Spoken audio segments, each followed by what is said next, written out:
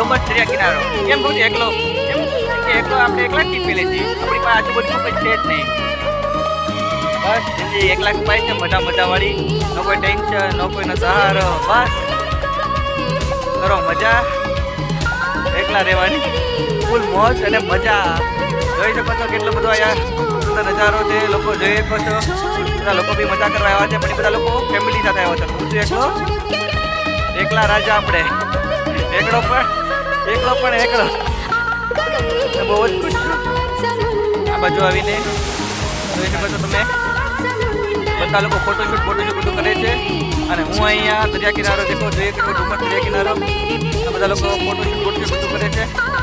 અને હવે જવાનો ટાઈમ થઈ ગયો છે, તો ચલો જઈએ આપણે બી. તો આવજો પરિવાર મારી સાથે ડુમસ દરિયા કિનારો.